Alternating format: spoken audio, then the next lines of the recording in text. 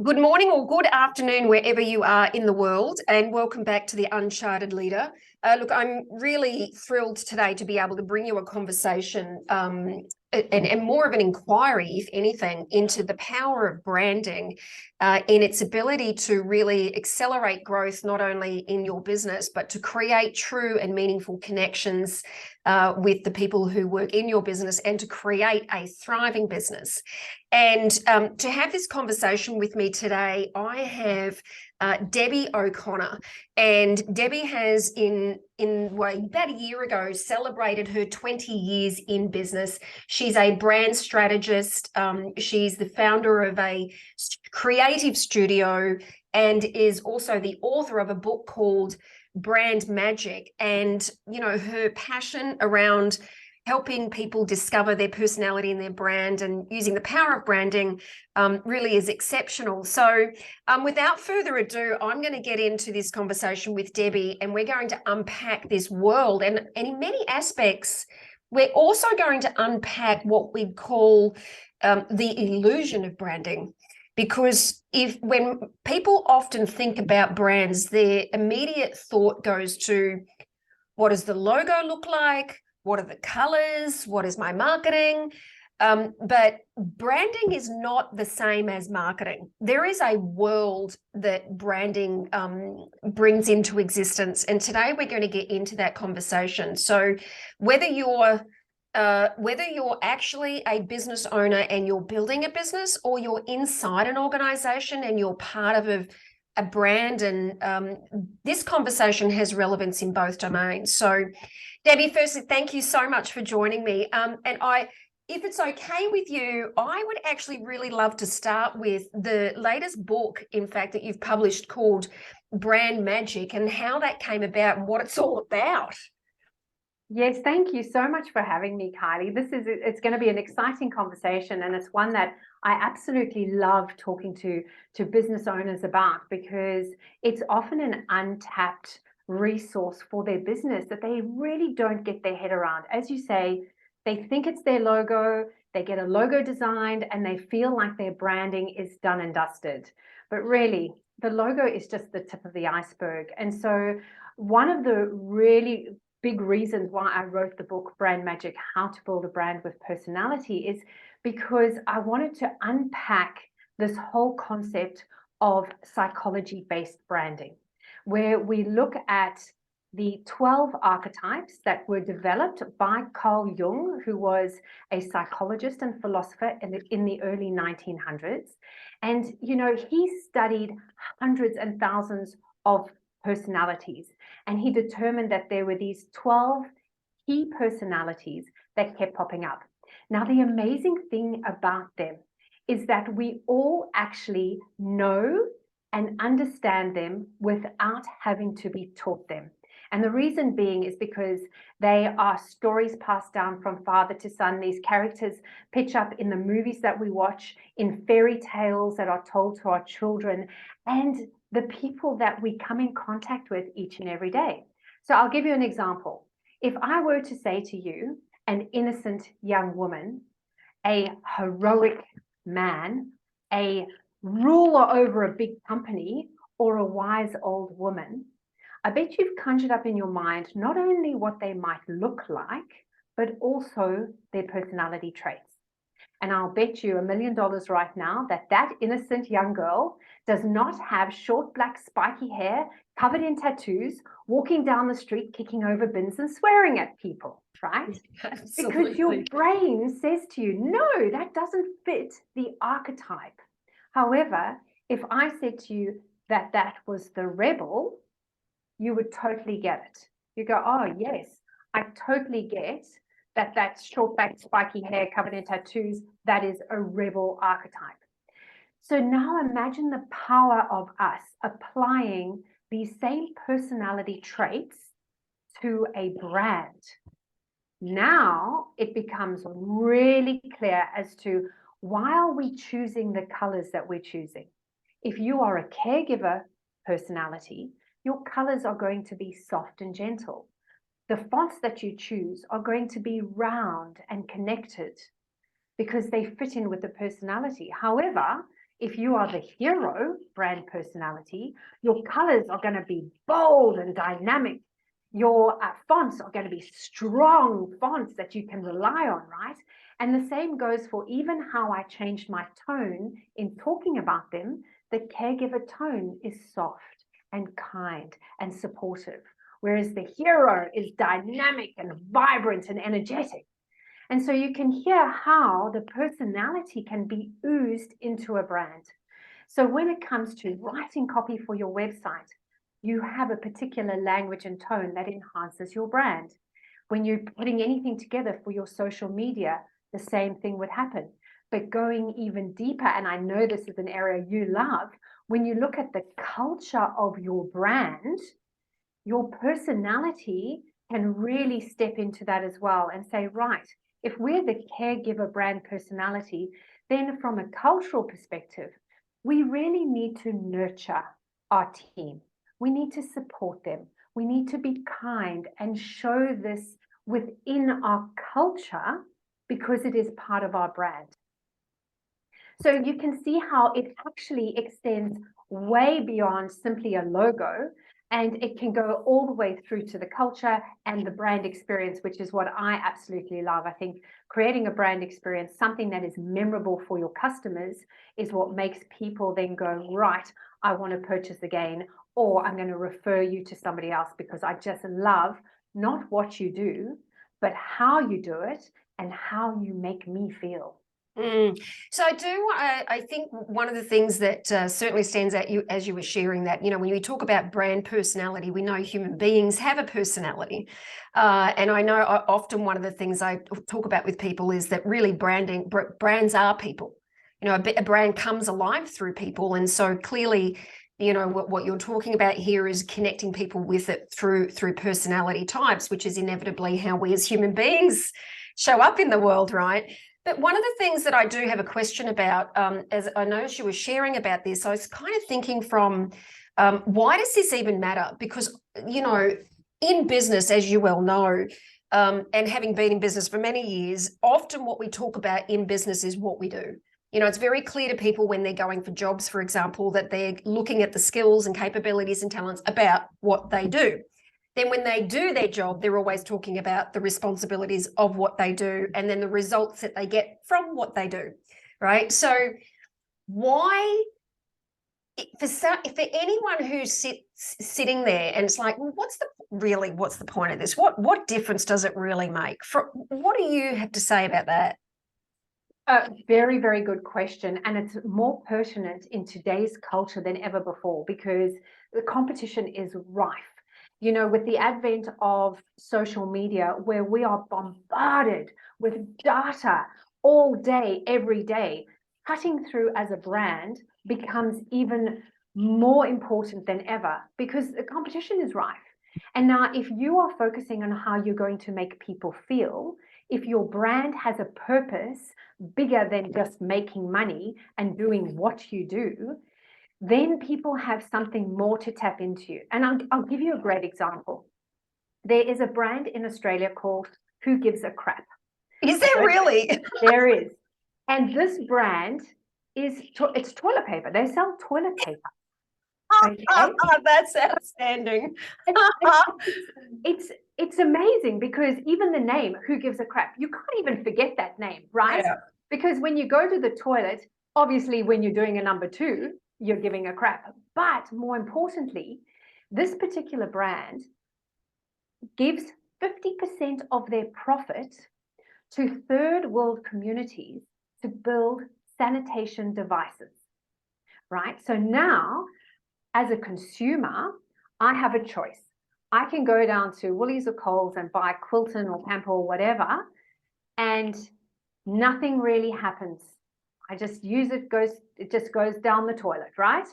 However, I can buy Who Gives a Crap toilet paper. It gets delivered to my house with no plastic involved. So all the packaging is recyclable. Even the paper that every toilet roll comes in has printing on it, which is really fun, quirky. They might have toilet talk on there where they give you a tip about toilets, or they might tell you what good work they're doing in the community, but it's always fun. It's lighthearted. It's really a connected brand. So you could literally sit on the toilet and read some quirky, fun information. But more than that, even their advertising, their social media, they are fun. They're lighthearted. They don't take themselves that seriously, even though the business that they're in of providing 50% of their profits to third world countries is a very serious thing. They are changing lives. And as a consumer, I have a choice. I have a choice as to where I'm going to buy. And I choose to buy Who Gives a Crap toilet paper, because even though it costs me the same amount of money, I know that my money is also inadvertently going to be spent on a community that needs help. Mm. And I think that when you really connect your brand to your customer, how does that make me feel? It makes me feel good. Mm. You know what? I give a crap. Mm. So I am going to align myself with their brand because of all those elements. It's not just because they've got quirky design or their logo is fun or their business name is a little bit tongue-in-cheek. It's about all of it. Every single part of it makes up the brand.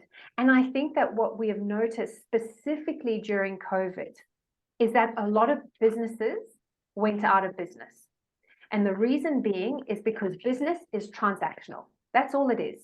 If you're doing business, a kid on the side of the road selling lemonade is doing business, right? Businesses, when they cannot transact anymore, there is nothing left of the business. However, brands, when they have a connection, that is what gets them through really tough times, because they're still connecting with their audience. So when the time comes to buy, they think of the brand and they go, right, we want to do business with you because you make us feel good. You make us feel something, right? Other than it just being a transactional thing. Yeah, well, I mean, I think obviously the most, given that you know that this speaks right to the heart of one of my passions, having been in this field for many years myself in a different space, but you know, I think you can't go past the likes of, I mean, there's probably many universal examples worldwide, but one of the ones that I often will talk about is the one of Apple, because of its ability, if you look over the last, you know, since its inception, you know, they have gone through many pandemics, you could say, in, you know, huge crisis, from Steve Jobs being thrown out of the business. And but that brand has gone from strength to strength to strength, regardless of all the adversity that they've been through. And I think if we were to simplify that, that sounds like, certainly from what I hear you just saying then, that branding is actually what has you ride through that adversity and maintain a connection with your consumers, regardless of those, you know, bumps in the road, so to speak. Yeah, absolutely. And, you know, branding is a lot about that reputation building. So when we look at Apple as an example, you know, they've built a reputation for being innovative, for being progressive, forward thinking, coming up with beautiful products that sync our entire lives. They changed how we consume music with the iPod, right? They changed how we actually communicate and connect by coming up with the very first smartphone being the iPhone. Never before could a phone do more than make a phone call and send a text message. And now suddenly you're watching videos and taking photographs and connecting with people all around the world seamlessly, right? They changed human behavior.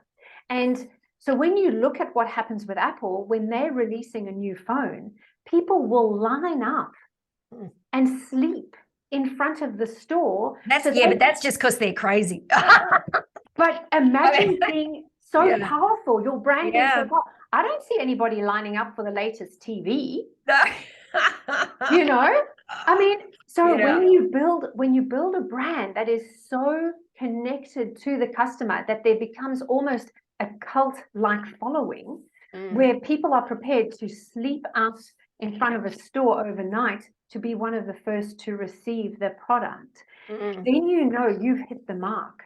I mean, Harley Davidson did this as well. So back in the 1930s, Harley Davidson, well, when they first started, they were actually a motorbike, a racing motorbike. right? And so they would race on the Formula Ones, or I'm not into any of that stuff, so I don't know, Formula whatever's they are. And but the problem is that they weren't a very good make. And so they realized this because the Suzukis and the Yamahas, and they started coming in and they were lapping, you know, Harley. And Harley was like, well, we just can't compete. So maybe we actually have to close down.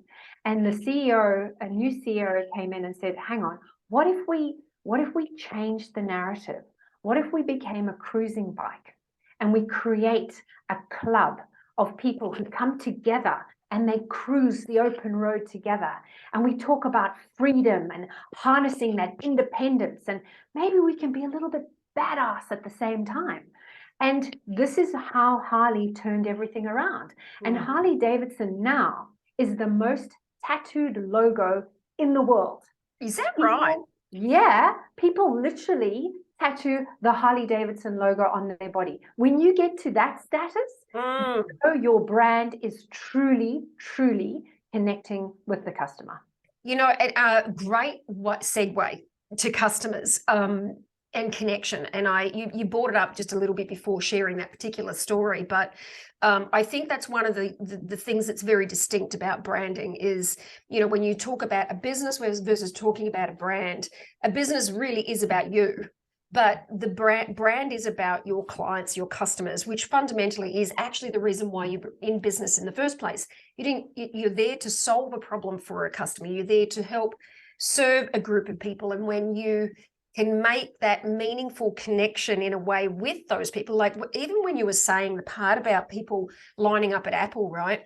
That is a clear demonstration of an engagement with a particular group of people who, when you look at Apple in itself, it is clear they are really there to create extraordinary products for those people, to create a certain, you know, experience and creativity. And this is, I think, what I love about what you've pulled together, because you've really gone in on what those, like the archetypes give you an access into, but finding a way to communicate what that brand looks like. So I'm curious on how do you go, right, about getting someone, because I know one of your passions is helping people find and understand their brand personality, right?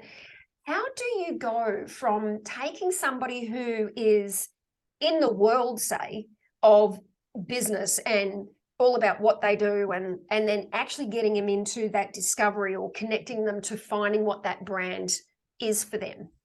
Yeah, and it is a process, right?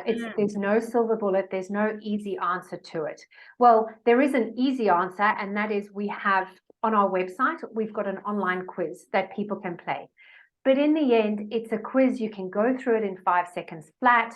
The result, you'll get a result, but it might not be the perfect fit, because if you're not doing it in conjunction with other people within the organization, you're not getting a bigger picture to it. Now, when I work one-on-one with clients, and I'm going to give you an example of a mother-daughter team that I worked with, because the two of them have very, very different personalities. However, they had created a business together. And the mother, on the one hand, was the sage, well, she is the sage brand personality. So for her, it's all about the detail, the knowledge, being the expert, really unpacking things. So she would have all these incredibly robust conversations about tech, because that's the space they were in. The daughter, on the other hand, she was a lot more light-hearted and fun. She's very much an adventurer and explorer. Let's try this. Let's do a little bit of that, you know. And so when the two of them were working together on their brand, they were butting heads. We don't know what it is that how should we come to this? They really were very confused and unclear. So what we did was we found out what their individual brand personalities were. And then we flipped the narrative and we said, right, branding is about your customer. It's about the reputation. It's about what they are going to say about you, not what you say about you. What you say about you is marketing, right? What they say about you is branding. And so we needed to look at it and say, okay, well, how do you want your customer to feel? And we went through the whole process. And one of the things that they said is that, you know, sometimes their customer gets overwhelmed by the jargon of tech. I think we've all been down that, where you ask a tech person a question and 20 minutes later, they're still talking and you're still none the wiser as to what the hell's going on, right? So one of the things that they wanted to do was to really make the whole building a website or getting a system developed an easy, simple one. So when we went through the process, we found out that they were a combination. So you can be 1 or 2 personality archetypes. You can't be more than that, because that's a little bit schizophrenic. And nobody, like when somebody comes and deals with you in business, they want to know what they're going to get. Right? They don't want to have, you know, somebody super friendly one day and then like a monster the next day. So we want consistency when it comes to branding. So 1 or 2 personalities is key. So when we went through the process, we found out that they are a combination of the neighbor, which is down to earth, practical, friendly, welcoming. So they don't talk jargon. They talk to them like humans, like laymen, like you would talk to your neighbor, you know, in a friendly banter type of style. But at the same time, this element of the explorer was coming through as, well, we're going to pioneer something new. This is going to be a bit of an excitement, a journey. They are South African, so for them, they did this whole relationship between this, you know, going through the jungle of the, you know, building a website, and we're going to navigate the way for you, but we're going to be on this journey together. So you can see how now, once they knew what their personality archetype for the brand is, they could then step back and say, okay, any staff that we bring on board, right, we need to be friendly and welcoming and not talk jargon. And we want to make it an exciting adventure for our clients. So everybody within the business can put on that hat and go, right, regardless of what your individual personality is, you know that when you're at work, this is how we want to make people feel. This is how we do things to make that the outcome for the customer. Yeah, I love that. You know, really clear distinction there, I think, about putting the hat on, and how you've managed to see, and I think this goes well to, you know, even inside of larger corporations, right? Having, you know, working a lot with executives, one of the big complaints I hear a lot is, oh, the company doesn't align with my values, right? So, you know, when I've gone and done deep work with people, like on a one-on-one level, often I will say to that, you know, often the work we do end up doing is to connect with their core values. And what we end up discovering is, in fact, whilst they'll have that complaint, what becomes evident is they actually didn't have clarity for themselves about their own core values. And as a result of that, it just, where they ended up landing was the complaint where the organization doesn't connect. So, but I like what you're saying. I think the simplicity of that is, it sounds like there's a couple of things. Firstly, owning who you are, number one, doesn't take away from who you are. It's about putting a hat on and focusing on the customer and looking at, whenever you're in a conversation about brand, you're in a conversation for who you're serving. They're not going to have the same personality type as you. You are going to focus on different things, and it doesn't mean you have to alter who you are in order to pay attention to being able to serve people who fit a different personality. I mean, talk about bloody psychology, Debbie. We could go unpack a can of worms on this one, really, right? How many, you know, only hang out with people because, I mean, actually now I'm like, you know, diversity and inclusion. Let's go down that pathway, right? You're not here to be the same as everybody, and you can go into the room with people who have different personalities, and just because they have a different personality doesn't mean you can't sit and have a conversation. Oh my God, yes, right? 100%. And, you know, I often have people saying to me, but you know, what my customers have to have the same personality as my brand. No, they don't. No, that's not what we're talking about, because branding is about attraction, right? Marketing is pushing out. It's about get the message out, out, out. Branding is about pulling in. It's about that attraction. So what you do is you figure out what that personality piece is, because that will determine how you want someone to feel. Now, regardless of how old you are, what race you are, what country you come from, what language you speak, How you feel is something that is universal.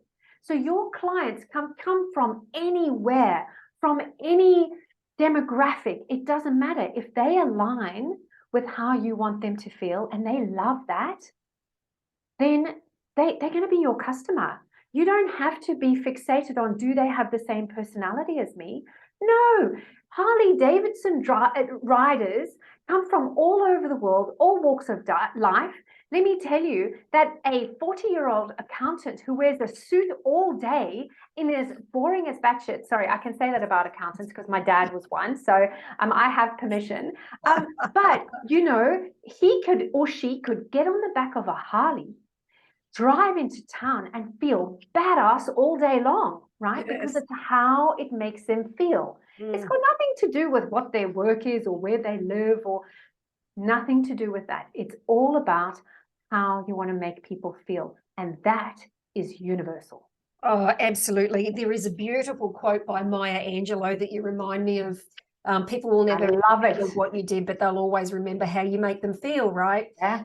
You know, I think if you know, I think we can all agree that, you know, if we spent our day really just attending to that for ourselves and each other, you know, how different we would experience life and experience our relationships at work. And, you know, there's also for me, Debbie, a very strong parallel between that in itself and well-being at work, because what you are talking about is feelings, and feelings are emotions, and that connection really goes to the heart of people's satisfaction, their relationships with each other.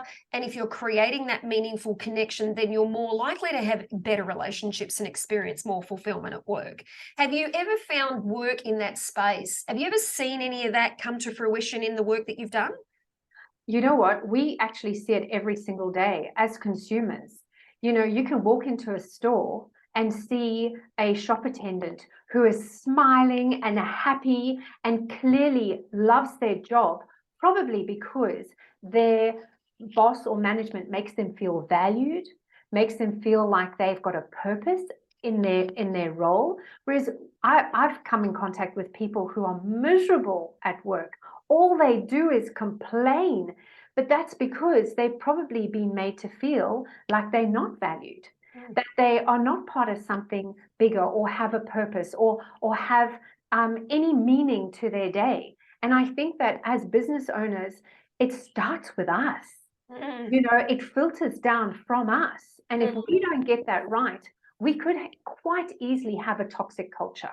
We could quite easily have unhappy staff, the churn and burn that goes through, the stress, the management of people is not easy. But if you've got a very strong, clear brand and a culture that goes with that brand, it makes it so much easier for everyone to jump on board. And let me tell you, if you've got happy staff, you have happy clients.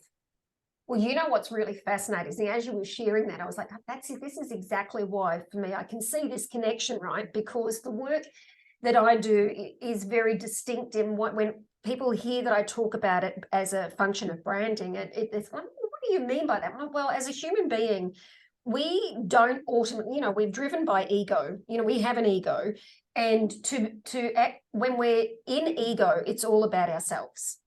When we're in the brand's purpose and connected to the brand's purpose, we're all in the world of others. And for anyone to, you know, it would be a lie for any human to say we're always connected to others. In fact, for the most part, we operate from our self-concern. How am I doing? Am I doing a good enough job? And what I was just hearing you share there, I think is a perfect demonstration that when people are happy and fulfilled, there's no concern for self. They're connected to why they're there and the difference that they're making. And mostly that is about the relationship that they have in being of service to other people. And they find themselves generally connected to that. And I think that's a remarkable thing, I think, for any employer to be able to do. But clearly, you've got to start with knowing who your brand is, right? Like you've got to, if you can't get clarity over who that is for you, you're going to have a very difficult time educating or empowering your employees in having them connected with the customer. Oh, 100%. And this is what I see happen a lot. You know, business owners won't share, well, they don't understand what their brand is in the first place. So it's very hard for them to share it with their team.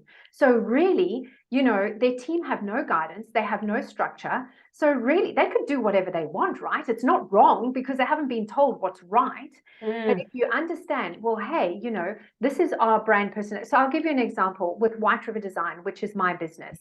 So we want to change lives one brand at a time.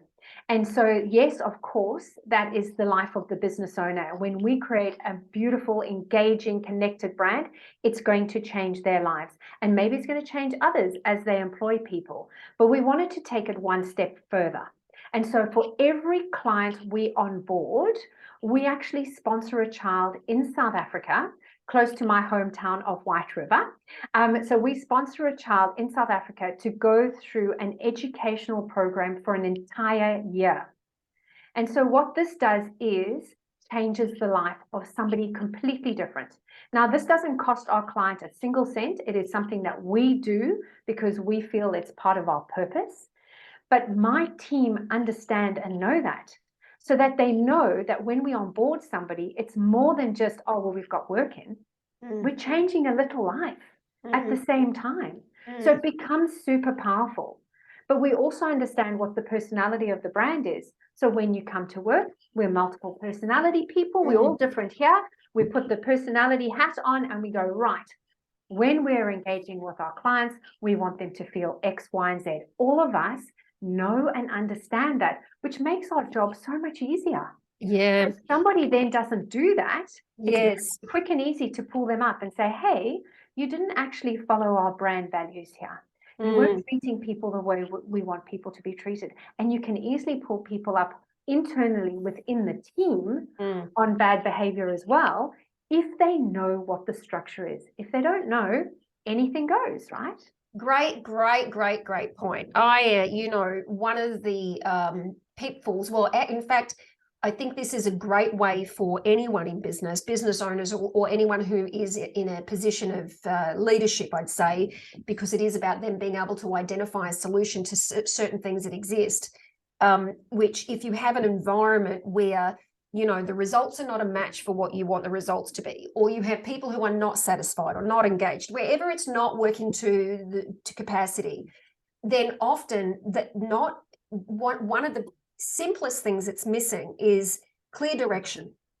In the absence of clarity about the alignment towards a particular future, and we'll just call that the structure you're pointing to, the structure or the purpose or the brand, if that doesn't exist, then that's what shows up.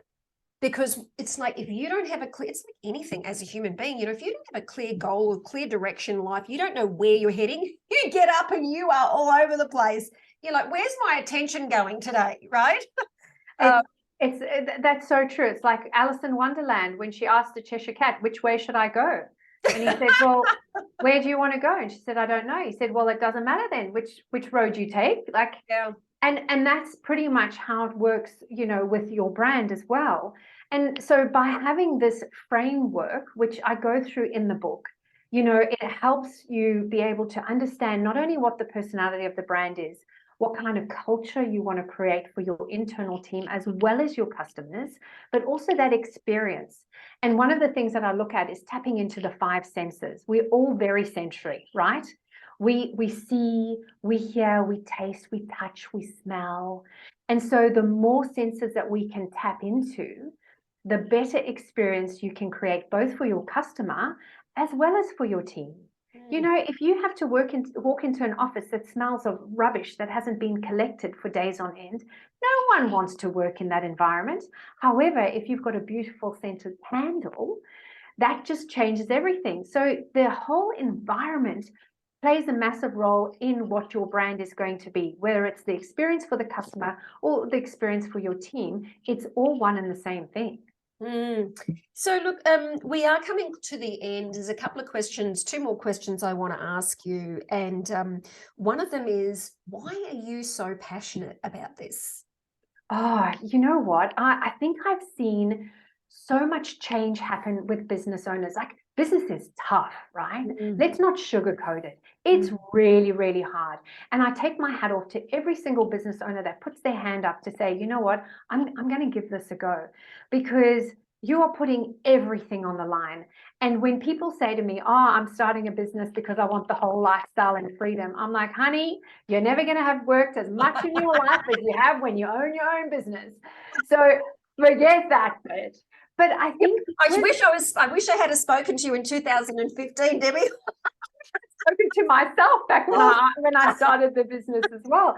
But this is the reality, right? Yes. So when I see this empowerment that business owners have when they have clarity around their branding, and they go, oh my word, this makes my life so much easier every day. Decision making, what am I going to post on social media? Oh, that's right. I have a framework in which to work from. I have a series of words just to choose from. Don't come up with your own adjectives every single time, because when it comes to branding, consistency is king. You want to keep sending the same kind of message to your customers so that they know what you become famous for. I mean, I design logos, yes, and I design billboards, and I do bus wraps, and I do all sorts of things. But I actually want to become famous for building brands with personality.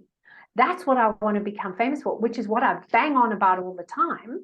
But of course, I can do all those other things. I just don't talk about them because I want people to understand that by building a brand with personality, they are going to feel that sense of empowerment, that clarity, that what they thought previously was impossible is now 100% possible and easy to do. So I think it comes from actually seeing the results. And you know, to date, we've been able to sponsor, I mean, over 50 children, changing their lives since we've been doing this sponsoring a child. So I think that sense of accomplishment there, along with seeing businesses grow, is fantastic. So my final question, and I'm going to mention this in the context of something that I think you've done that's quite extraordinary. And you've built a for-purpose co-working space in your region, which I think is a remarkable accomplishment and very outstanding, and a creative studio hub, right, for businesses in the Penrith region. And in that context, my question to you is, and this is a statement actually that I often get people to complete for me based on what shows up for them. And the statement is this: a leader is someone who. Right. And look, there's so many great answers you can have with this, but I think that a leader is someone who will lead from the front when people need direction, who will lead from the side when they need a hand to be part of something. They'll roll up their sleeves and they will get into the mix and do what needs to be done. And a leader is someone who will lead from the back, because you are only as strong as your weakest person. And somebody who leads from the back, encouraging, motivating, and pushing people forward, that's a true leader. You take any position that is required of you. It's not about sitting in your lofty seat and saying, whatever I say goes. It's not about that. It's actually about being in there, in the trenches, leading by example, leading from the front, the side, and the back. Well, what stands out for me is inclusiveness. You know, when you say the front and the back, and I'm like, it really is an all-rounder. And so how are you noticing that? How have you noticed that showing up for you in what you have built with the studio? Yeah, so look, I'll take COVID as a perfect example. You know, I've got White River Design, which is the branding studio. I've got the co-working space, which we came to COVID and everyone was sent home, right? And we really I had to step out of my role as CEO working strategically and really step into okay, now we have to muscle in, muscle down. Let's get the work done to make sure that we get through this. At the same time, you know, I had to be sitting from the back, pushing forward, saying, okay, we can do this, motivating and inspiring to make sure that I'm always moving us forward, and I'm there to catch anyone that needs to be caught when they fall, because it was a stressful time. It was challenging. You know, we were all under different types of pressure. And so I think that that's where an example there, working through, you know, it's always great when things are working well, right? Yeah. Everything's wonderful then, but it's when crunch time comes that you really see the essence of a true leader, as to, can they actually get into the nitty-gritty and make a difference so that their people don't fall apart. You know, our people they are biggest asset. They are gold to any business. We can't do what we want to do on a daily basis without them, right? So we need to look after them. We need to nurture them. We need to motivate and inspire and do all of those things. And if that means that, you know, you have to do the tough work, then you step up and you do the tough work. It's as simple as that. Yeah. Well, look, Debbie, thank you so much for joining me today. One of the things that I do want to find out from you is how can people get a copy of your book? So what's the best place for people to get that? So you can purchase it on Amazon. So particularly if you're international, that's probably the best way. If you're in Australia, you can head to our website, which is brandmagic.com.au. That's a nice and easy one, Brand Magic. Well, again, thank you so much for joining me, and we will include all those details in the show notes. And I look forward to finding out a little bit more about what bringing some magic. I think I'm about to take some magic into my own branding, having gone through a COVID pivot. So thanks again, Debbie. Fantastic. Thanks for having me, Kylie.